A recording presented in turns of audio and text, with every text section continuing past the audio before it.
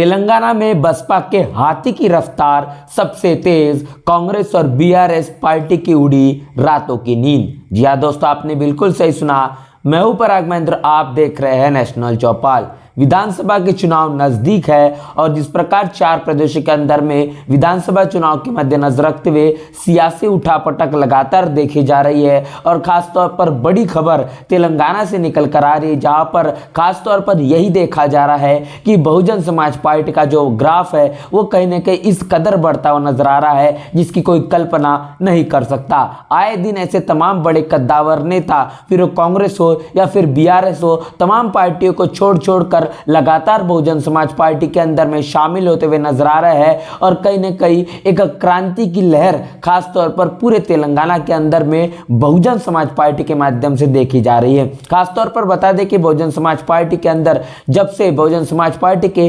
तेलंगाना के प्रदेश अध्यक्ष doctor R S. Praveen Kumar, जो कि बहुजन समाज पार्टी से मुख्यमंत्री के दावेदार भी है, इन्होंने जब से बहुजन समाज पार्टी का दामन तेलंगाना के अंदर में थामा है, जिस तरीके से तमाम लाखों की भीड़ उनके इस काफिले के अंदर मौजूद रही जब उन्होंने बहुजन समाज पार्टी का दामन थामा, जब वो शामिल हुए, उसी के आधार पर यह कल्पना की गई थी कि आने वाले भविष्य के अंदर में तेलंगाना के अंदर में निश्चित रूप से एक बहुत बड़ा भूचाल बहुजन समाज पार्टी लाकर आएगी। और जैसे जैसे समय बीतता जा रहा है वो तमाम तरीके से तस्वीरें पूरे तेलंगाना से खास तौर पर देखने को मिल रही है। और ऐसे में बड़ी खबर आपसे रूबरू कर रहे हैं, जहां पर तमाम बीआरएस पार्टी और इसके साथ साथ कांग्रेस पार्टी के जो बड़े कद्दावर नेता है वो अब बहुजन समाज पार्टी का दामन थाम चुके हैं। खासतौर पर उन तमाम नामों से आपको मैं जिक्र करवाना चाहूंगा जिन्होंने बीआरएस पार्टी को और इसके साथ साथ कांग्रेस को छोड़कर बहुजन समाज पार्टी को अपनी पहली पसंद बनाई है और तमाम तरीके से बातों को लेकर, तमाम मुद्दों को लेकर उन्हें बहुजन समाज पार्टी में वो शामिल हुए हैं। तो बता दें कि एरला कोमरैया गारू पूर्व पेदापल्ली मंडल से है, जो कि जेडपीटीसी रह चुके हैं। इसके साथ साथ कांग्रेस राज्य महासचिव, पूर्व पेदापल्ली जिला अध्यक्ष भी रह चुके हैं। खासतौर पर और बता दूं कि बंदरी राम मूर्ति गारू, जो कि जेडपीटीसी पेदापल्ली मंडल से रह चुके हैं, जो बीआरएस पार्टी से है। इसके साथ साथ आरेपल्ली मधुगारू ने जो सुल्तानाबाद है,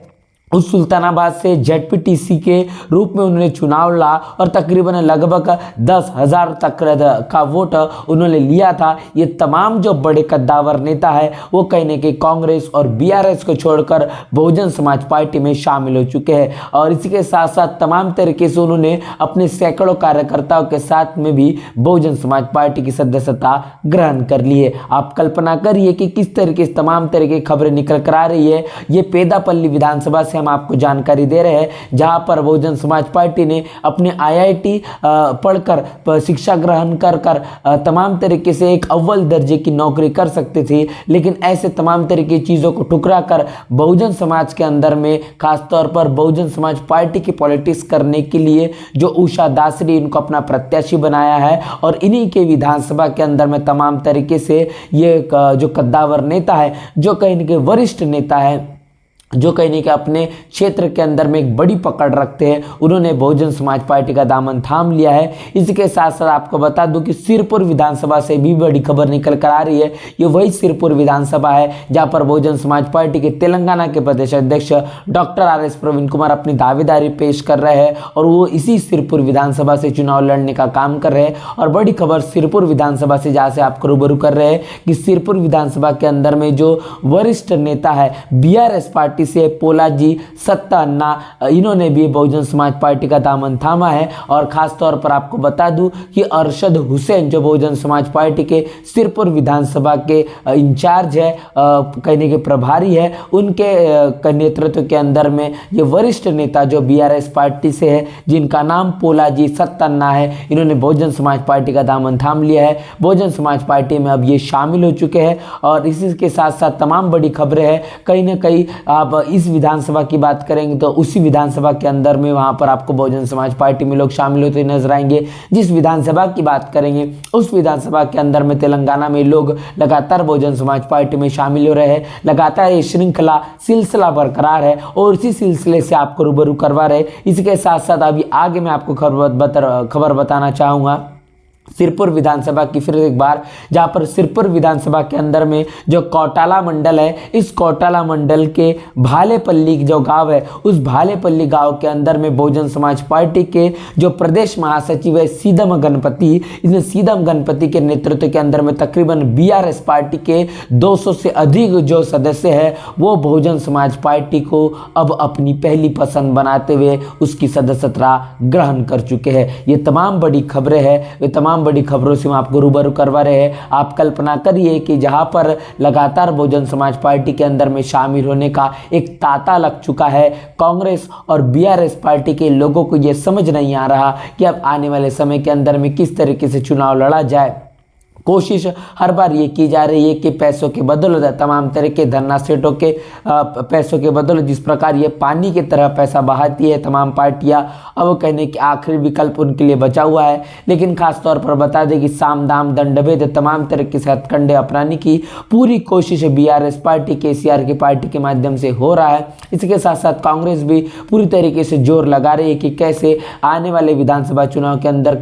में तेलंगाना के अंदर खास तौर पर बहुजन समाज पार्टी को हराया जाए, बहुजन समाज पार्टी को कैसे कमजोर बताया जाए, वो तमाम कोशिशें बीआरएस और कांग्रेस के माध्यम से लगातार की जा रही है। लेकिन अब तेलंगाना की जनता मन बना चुकी है कि आने वाले विधानसभा चुनाव के अंदर में बहुजन समाज पार्टी को अपना बड़ा विकल्प के तौर पर आने वाले तमाम सत्ता की गद्दी पर बिठाने का काम करेंगे, बहुजन राज लाने का काम करेंगे। इसके पीछे की बड़ी वजह यह है कि लगातार केसीआर ने जिस प्रकार तेलंगाना के अंदर में सत्ता चलाकर दिखाई, इसके साथ साथ कांग्रेस ने पूरे देश के अंदर में जो बड़े वादे किए, लंबे समय तक के कांग्रेस ने जिस तरीके से तेलंगाना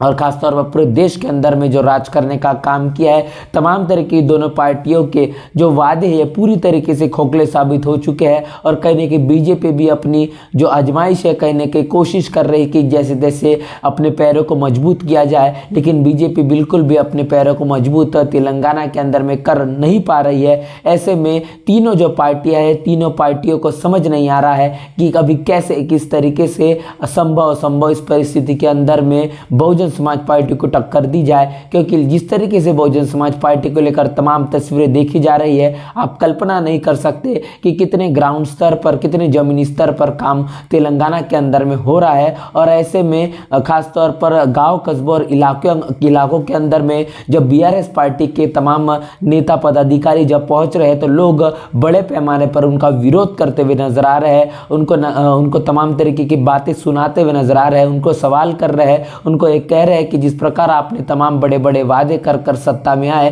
लेकिन पिछले 5 सालों में किसी भी तरीके का कोई ऐसा बड़ा काम नहीं किया जिसके कारण हमारी जिंदगी के अंदर में परिवर्तन आया है। अब लगातार बीआरएस पार्टी के तमाम नेताओं को बहिष्कार करते हुए खासतौर पर गांव कस्बों के अंदर में, इलाकों के अंदर में लोग देख रहे हैं और ऐसे में बहुजन समाज पार्टी में लगातार शामिल होते हुए नजर आ रहे हैं। ये तमाम तरीके की तस्वीरें जो बहुजन समाज पार्टी को लेकर आ रही है, ये तस्वीरें ये साबित करती कि आने वाले विधानसभा चुनाव के अंदर में निश्चित रूप से बहुजन समाज पार्टी एक चौंकाने देने वाले जरूर परिणाम लाएगी। लेकिन जब तक ये परिणाम नहीं आ जाता तब तक ये कुछ कहा नहीं जा सकता। इस पूरे वीडियो को लेकर तमाम तरीके से लगातार बहुजन समाज पार्टी के अंदर में